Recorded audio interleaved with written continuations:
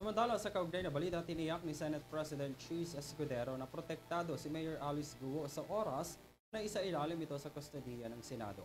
Ayon kay Escudero, tungkulin nilang pangalagaan ang seguridad ng sino mang aarestuhin ng upper chamber. Narito ang aking report. Tiniyak ni Senate President Francis Chis Escudero ang seguridad ni suspended Bamban Tarlac Mayor Alice Guo at iba pa sa oras na sumailalim sila sa kustodiya ng Senado.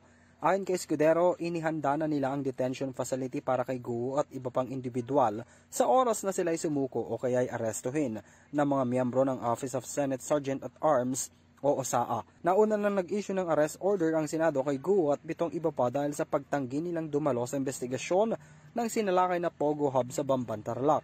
2 beses hindi sumipot sa pagdinig si Guo dahil raw sa kanyang mental at physical health condition.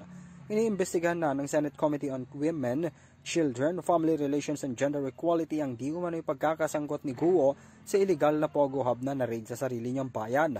Ang citizenship ni Guo ay kine-question din dahil sa hindi pagkatugmang mga testimonya tungkol sa kanyang background at mga di umano'y kahina-hinalang dokumento tungkol sa kanyang Filipino citizenship. Bagay naman na itinanggi ng alkalde at nanindigan na siya ay isang Pilipino. Para sa Yerto TV News, ako si Henry V. Nicolas, sumasaludo sa bawat Pilipino.